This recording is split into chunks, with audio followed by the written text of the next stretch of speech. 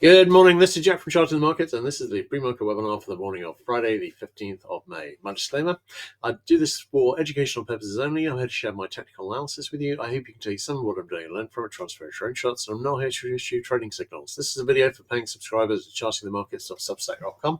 It's published on YouTube after a delay of 24 hours. All right, we're actually down about 92 at the moment. I was saying that this was kind of long in the tooth without any significant declines in my post yesterday, and so it is.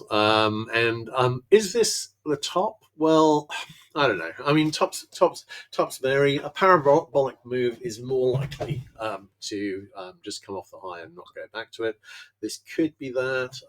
More usually, you would see a pullback and a retest, something which I would call the low before the high, or in a downtrend, the high before the low. And this is the first move which actually breaks, does a little bit of technical damage. I mean, here, ideally, it would get back to, if we were, as a warning that the wheels might be coming off, getting back into the weekly pivot area of 73.48.75, which is potentially doable, I think. That could be a sign that we're close to the end. We shall see. But this move is likely to finish soon. I am thinking that this may well be a significant high. And I'll talk more about the others, but I got to say, one thing I was watching over the last 24 hours was, obviously we know how it went when the Iran war initially started. Oil went up, bonds went down, precious metals went down, and so what are we? And the dollar went up. So what have we been looking at for the last 24 hours? Well, obviously, the last 18 hours or something. Obviously, equities are down. Dollar is very well up and has broken above the range high here, and I'm thinking maybe on the way back up. Bonds finally saw the full retest this low on ZB and are continuing down so far, sensing a bit of a theme here. So obviously, oil has been going up, and we have already made the retest of the high on HG. I was saying that might well be a double top, and that I would expect it to go down with equities. Frankly, it's rather accelerating beyond equities at the moment. And GC has been going down. Now, I'm hoping that the relation with GC is going to change, and that when the oil shortage reaches proper crisis mode, which I'm thinking is probably going to happen, then we will see how it goes. But I think when there's a call round for a genuine flight to safety, I'm thinking gold would seem the obvious beneficiary of that. But I am thinking short term until we see that change, then we may see this go down further. All right. So anyway, getting back to equities, ES. No current positive divergence. We are breaking the rising support here. NG, and this has pattern implications. We could just do another leg up, but we've done a lot of legs up. And I'm thinking that we are probably running a little low in the tank. In terms of RTY, this is something I'm watching particularly because, as I mentioned yesterday, I had a nice looking bull flag, and this is that bull flag on RTY. Now, this is broken up slightly. I mean, it could be it's just going to fold from here. But normally, I'd be looking for a retest of this high here. And that would fit with obviously seeing a retest of the all-time high on YM, which, because Dyer has been so much underperforming the others, hasn't been retested for months. I think the last one was made in January. So we will see how that goes. I've got a possible little double top that I'm watching here. We did have a 60-minute sell signal on the high, and that's now reached the possible near-miss target. In terms of DAX, no current divergence. Obviously, you've got a decent-looking larger double top there. The SDX, the same. And we had a sell signal here, and that's now reached the possible near-miss target. Nikkei is the only one that's got a pattern that's already broken down. And that was the little double top that I was looking at yesterday morning, and that has broken down with a target in the 59,500 area. I'd quite like to see it make that target, but we will see whether or not it's got the legs to do that today. I'm not expecting to see a huge amount, just as an aside, of downside today. We have had, don't get me wrong, we've had some OPEX days in the past which delivered some serious declines, but they're rare. OPEX tends to hold up. get pinned in the afternoon. It's an unusual day when you get a big decline on OPEX. Now, unusual days do happen, but it's OPEX today, and I'm not really expecting to see anything really exciting. I'm set up in case it does. I've got a long position in oil on options. Just if oil breaks out and starts doing some serious damage to the upside, I'm standing to benefit, and that's something I'm planning to hold for the next few months. And I did it against the December contract. I'm hoping to set up a really nice swing short in equities as well, probably in the futures rather than the options. But we will see whether I get my nice entry. If it falls directly from here, then I didn't get it. I was leaning towards it going a little higher. All right, let's have a look at the bigger picture charts on these. Now, in terms of the charts that I was looking at yesterday, IWM hasn't quite made the retest. Doesn't need to really, but I'll be watching on the downside today. I'll be watching the daily middle band. If we see a break below it, that would be a sign that the top might be approaching. You'll notice the last retracement here did a very nice back test of the low, and I'll be watching to see whether that's repeated again today. In terms of SPX, this does not need to go higher. You can see one of my main trend lines here, and it's a pretty nice one. We've got more or less perfect touch, so we don't need to go any higher, but we could. In terms of Qs, we've already made the bigger picture trend lines and are slightly over them. We could go a bit higher, and I am very much wondering about this trend line here, although I'm biased because it's just such a beautiful trend line, and I am a big fan. Really lovely trend lines, and this is just gorgeous. So I'd love to see that hit just for that reason. So it doesn't actually need to be hit, and this perfectly acceptable trend line here could have already been hit, and this is just a bearish overthrow. But I always tend to root for the really good trend lines. That is a really nice trend line. In terms of Dia, I'm not expecting anything higher. All I was hoping for was a retest of this high here at 503.37. Came very close yesterday. We got up as high as 502.16. Didn't finish the job though, but I am thinking that if we're going to come back and retest this high, then we can finish off the high retest here on Dia, and we've got a pretty good chance of retesting this high on IWM as well. On Dia, but on both Dia and IWM, I will be watching support over the daily middle band. Both of those had perfect retests on the last little retrace. I'm watching to see whether they hold this time. We shall see. All right, great. Let's have a look at the bigger picture charts, the RTH charts more generally there. In terms of the hourly chart here, the hourly chart here on SPX, I'll be watching this rising support here. And if we see a break below it, we've now got a fairly decent looking little rising wedge here, and we could actually be in a topping process from there. We do have an hourly RSI 14 sell signal fixed still. We may well be seeing that make target today. On the 15-minute chart, didn't have any negative divergence at the high yesterday. I've worked with various trend lines here. Basically, we'd be overthrowing this one, which I have to say is a pretty decent trend line. So just to mark that in, hang on. So I haven't updated the signal legends and so on and so forth, but that would basically be it there. If we see a break below this, then my criticism 3 weeks ago that the patterns from the low didn't look credibly complete, that would no longer be an objection here, because that does look credibly complete. So that could be a very nice pattern for it. All right, let's have a look at the others. In terms of the Qs, again, we got an hourly RSI 14 sell signal fixed. Again, we might see that make target today. Have we got a decent looking pattern here? Yeah, we do. Could it go a little higher? Yes, it could. So what we would be looking at here, which low is that? It's 577.81. All right, I'm just going to draw that in slightly more definitely. I don't think this is quite as nice as the this isn't quite as nice as the setup that we've got on, hang on, wait a second. The setup that we've got on SPX, but sorry, I'm just going to have a quick look at this. Let's see just how nice it is. Actually, that's really not bad. If that is the setup here, then I'm provisionally tabbing it on there. If we're breaking down from this again, this is more than credible, and I like it. So we will see how that goes. That I will just do in de-emphasize these ones here. But this is what I'd be seeing as the pattern set up, these two thicker lines here.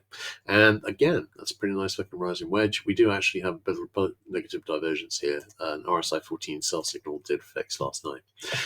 Looking at Dia, well, of course, we're not looking for a higher high there. So I'm mainly watching the daily middle band, which I've already mentioned. In terms of this, the move up from the March low was originally a pretty nice looking channel, and actually we're still kind of topping out from that channel. We never really got any higher. It could be that we'd see another leg up start here, but I'm very doubtful about that. So I think really what we're doing is we're topping out from this, and so far, really, more than anything else, I would think this would be a nested topping setup. At the moment, this would be that would be a little level top at the top, and I'd be thinking that we might well have a head and shoulders here with the neckline in the 487 area. So that's a decent looking little setup here. It doesn't need to go any higher. All right, let's have a look at IWM.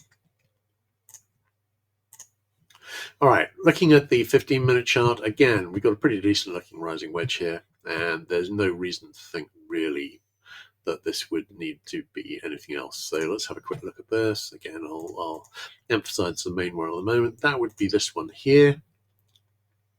I didn't quite like that as much as I liked this option here, but it hasn't reached that. I did put in a couple of other options. I didn't. That one I liked. This one I liked less, but it was just a channel option. This actually would be perfectly acceptable. This would be possible head and shoulders forming there, and once we get our retest of the high at 287.58, we would have a potential little level top there and a nice nested topping setup. Here, the flag setup isn't quite so clear. In fact, it looks as though the flag might still be forming. But either way, I'd kind of be leaning towards saying a retest of the high here at 287.58. Okay, looking at the DAX chart, DAX, I'm very doubtful about seeing a retest the high from this position. It's possible, but unless Europe starts making tracks while America's not doing that, then I'm very doubtful about seeing that. In terms of the Nikkei chart, we've still got an RSI 5 sell signal fixed. If we didn't already have one, a weak one would have just fixed there. Again, we're at a very nice looking trend line here. This does not need to go any higher. The obvious next target within the megaphone would be this support here down about the 53,000 area. All right, great. Let's have a look at the DX chart. Now, DX has broken out of the range. I think we're probably not going to make this double top target now. I think this may be returning higher. When I'm talking about the wheels coming off, what I'm saying is that we've stopped having news about deals being imminent on the Iran war. And that's because Trump's not expecting anything. What I was saying on my post yesterday was that both sides have been waiting for the other side to concede defeat for a couple of months. Obviously, neither of them are prepared to do it themselves. And the question is, where does Trump go from here? Now, I suggested that his best move to do, and I stand by that, would have been to declare victory and walk away. I think that's what he should have done, but he's not done that, and I think he's feeling now that he will look very weak if he just walks away. So I think probably we're going to go back to hot war with Iran within a week or two. And that's going to set off a larger crisis on oil, but also it's probably not going to be at all good for equities. I think equities may well already be on the way down by then, but I think that's going to kick off the summer in a bad way. We shall see how that goes. In the short term, USD, the IHS hasn't failed yet, but we've got back to the neckline area already. GBPUSD has broken down with a target in the 1.324 to 1.3294 range. We've got a couple of weak buy signals brewing there. I have to say, they are pretty weak. I was wondering whether to put them in, and I didn't put them in on Australian dollar and NZ, which is similar, I think. We had a sell signal fix yesterday on USD/JPY. That failed. And we've got the double bottom here, which is basically looking for a retest of this high. On USD CAD, we already had an IHS broke up with a target in the 1.387 area. I think DX is going to be resuming the downtrend for the time being. This makes me a little doubtful about too much. Well, I think, again, this is a wheels coming off moment. If DX is resuming the uptrend, then we're probably going to be looking significantly higher on oil, and equities are likely to come off. Australian dollar, possible topping action. NZUSD, possible topping action, but nothing particularly distinct. All right, ZB. I was looking for a retest of this low here. We have finally made it. Took a while. And we are continuing down for the moment. We saw a significant decline on bonds last time, that there was real concern about straightforward moves and oil and so on, and I'm expecting that to resume. So I've been saying that on the bigger picture throughout. And again, that's what I'm thinking. So I'm thinking treasuries will go down, DX will go up. Hopefully, GC will start recovering as a flight safety thing, but initially the projection is down. Looking at ZN, that's retested the low and has gone a bit lower as well. In terms of coil, Brent crude, we were seeing a little bit of a retrace earlier, but basically the sell signal here has reached the possible near miss target, and I've signed it off. I'm not seeing anything to suggest this isn't going to continue higher, which is why I gave up.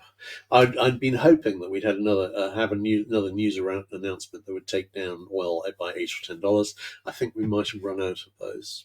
So I put on a partial position, thinking I'll add more to it if we do see that. In terms of CL, not seeing much to, came back, back tested the monthly pivot. I think we may be heading back above the monthly pivot, and it may be that we're not going to be coming back below it. On HO, we have still not that far off the highs. On RBOB, we're very close to the highs and probably heading back to them. On NG, I would note this is obviously we saw a pullback after we broke down from the IHS, and we've seen a higher high from there. Now that's provisionally bullish, but there is a possibility, of course, that what we've done is set up a double top to go back and retest the low. So if we see this go back below the monthly pivot here, then that is going to be alarming, because we're basically also breaking down below double top support, and that could take us straight back to these lows. Didn't think straightforward moves is really affecting this one way or the other. It is affecting gold.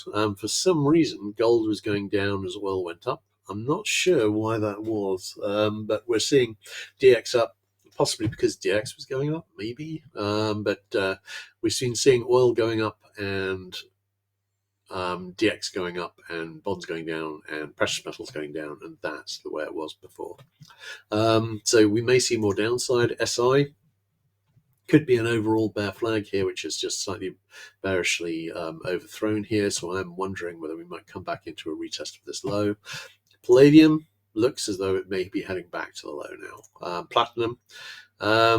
This isn't a double top. It's too large. But I am wondering about more downside here too. HG, I'm really not looking for anything other than downside. We've got a 60-minute buy signal fixed. We may see a bit of a rally. But I think there's a pretty good chance we've made the second high of a double top here on copper. This would be the double top support. It would be looking a long way down into about the 3.9 area, and we will see how that goes. All right, great. Let's have a look at the other commodities. And we've got KC. Still got a potential double bottom, which I'm watching. Buy signal made the possible near miss target. SB. SB, we should be seeing the head and shoulders broke down and failed, so we should be seeing a retest this high here, just under 15.5. CC, we've got a little head and shoulders, which is broken down here with a target in the 3,500 area. Not seeing any obvious reason to think that won't make target. We obviously this flag target I put in was already made, so that's out of the picture. CT has lost all the trend lines. Not sure why that is, but we got a potential little head and shoulders forming here. Not really expecting to see an awful lot from that, but we will see. Looking at lumber, still wondering about a resumption of the downtrend as and when equities turn and things start blowing up. On ZW, we've been seeing a fairly sharp retracement here. We've got a possible 60-minute buy signal brewing. Bigger picture over the next few months, I'm expecting the cotton and the grains to do well. Corn, sharp retracement here, possible 6-minute buy signal brewing. ZS, sharp retracement here, possible 6-minute buy signal brewing. On ZL, we're still pretty close to the highs. Looks kind of like a bull flag forming. Live cattle, this looks like a bull flag that's broken up. Expecting to see a retest of this high here at 256.25. And HE still got a nice looking nested double bottom set up so far. After breaking up from the first of the level bottom, this isn't too encouraging. Still keeping an open mind here, but I would love to see the bottoming set up to lower. All right, let's have a quick look at questions, of which we have none. In which case, everyone have a wonderful weekend. I will, and if you don't see the bigger picture webinar on Sunday, I'll see you again on Monday morning. All right, cheers.